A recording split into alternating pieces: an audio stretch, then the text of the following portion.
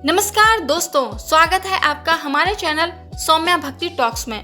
दोस्तों, रामायण की कथाएं हमने बहुत सुनी है, जिसमें प्रभु श्री राम और रावण का युद्ध सबसे मुख्य है।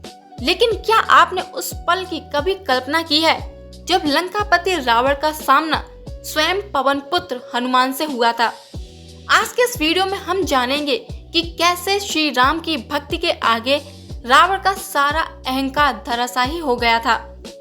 दोस्तों, ये बात तब की है जब हनुमान जी माता सीता की खोज में लंका पहुंचे थे, जब रावण के सेवकों ने उनकी पूंछ में आग लगाई थी, जब हनुमान जी ने अपनी दिव्य शक्ति से पूरी लंका जला दी। उस समय रावण को पहली बार ऐसा एहसास हुआ कि यह कोई साधारण बानर नहीं है।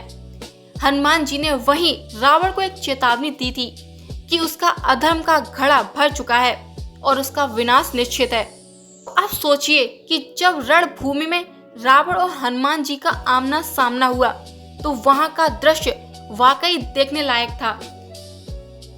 रावण, जिसे अपनी माया और शस्त्रों पर बड़ा गर्व था, उसने हनुमान जी पर अनेक प्रहार किए। लेकिन हनुमान जी तो स्वयं महादेव के अवतार हैं। जब रावण ने हनुमान जी को एक भयानक प्रहार किया तो हनुमान जी जरा भी नहीं हिले, बल्कि उल्टा जब हनुमान जी ने अपनी गर्जना के साथ रावण पर हमला किया तो लंकापति रावण खुद अपने रथ पर लड़खड़ाकर गिर पड़े। उस दिन रावण का अहंकार टूट गया, क्योंकि उसने देख लिया था कि जो प्रभु श्री राम की भक्ति में लीन हो उसे कोई शक्ति नहीं हरा सकती। रामायण के युद्ध यानी लंका कांड के समय भगवान हनुमान जी और रावण का आमना सामना हुआ था। वाल्मीकि रामायण में एक प्रसंग आता है जहां हनुमान जी ने रावण को मुक्कों की लड़ाई यानी मुष्टि युद्ध में परास्त किया था। इस युद्ध में एक बड़ी सीख ये मिलती है, ताकत से बड़ी होती है निष्ठा और भक्ति। रावण के पास तो सब कुछ था, पर उसके पास धर्म नहीं था। दोस्तों, वहीं दूसरी तरफ हनुमान जी के पास प्रभु श्री राम का नाम और उनका आशीर्वाद था, जो दुनिया की हर शक्ति से बड़ा था। युद्ध का एक अत्यंत रोमांचक क्षण तब आता है जब रावण ने अहंकार में चूर होकर स्वयं हनुमान जी को द्वंद्व युद्ध के लिए ललकारा। रावण, जो अजय योद्धा माना जाता है, उसने अपनी पूरी शक्ति लगाकर हनुमान जी पर गदा का प्रहार किया, लेकिन पवन पुत्र तो अडिग खड़े रहे। रावण का ये प्रहार उनके लिए एक फूल के समान था।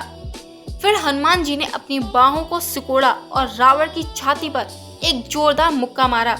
उस प्रहार का वेग इतना अधिक था कि रावण का रक्त बहने लगा। उसके नेत्रों से अग्नि निकलने लगी और वह रथ पर अचेत होकर गिर पड़ा, यानी रावण बेहोश हो गया। रावण के सारथी को तुरंत रथ वहां से हटाना पड़ा। उस दिन रावण को समझ आया कि जिसे वो केवल एक साधारण बानर समझ रहा है, वो साक्षात भगवान शिव के रुद्र अवतार हैं। रामायण केवल एक युद्ध की कहानी नहीं है, ये मर्यादा की शिक्षा है। भगवान श्री राम ने स्वयं कहा था कि वे मर्यादा पुरुषोत्तम हैं। रावण के वध के बाद भी भगवान राम ने विभीषण को आदेश दिया था कि वे रावण का अंतिम संस्कार पूरे राजसी सम्मान के साथ करें। ये दिखाता है कि भगवान राम के लिए शत्रुता केवल युद्ध के मैदान तक थी। मृत्यु के बाद शत्रु का सम्मान करना एक महान राजा का कर्तव्य है। दोस्तों, हनुमान जी की शक्ति का राज क्या है? उनका अहंकारहीन होना। वे अपार शक्ति के स्वामी होने के बावजूद भी भगवान राम का दास कहकर अपना परिचय देते थे। रामायण हमें ये भी बताती है कि भगवान ने रावण को मारने के लिए केवल अपनी शक्ति का उपयोग नहीं किया, बल्कि बानर सेना और भालुओं के साथ मित्रता की। उन्होंने ये सिद्ध किया कि संगठित होकर और धर्म का साथ देकर किसी भी बड़े से बड़े अहंकार यानी रावण को पराजित किया जा सकता है।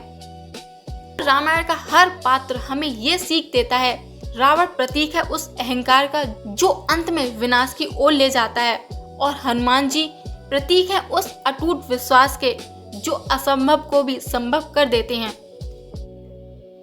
दोस्तों, अगर हम अपने जीवन में हनुमान जी जैसे भक्ति और धैर्य का एक अंश भी ले आएं, तो जीवन की बड़ी से बड़ी कठिनाइयां हम आसानी से पार कर सकते हैं।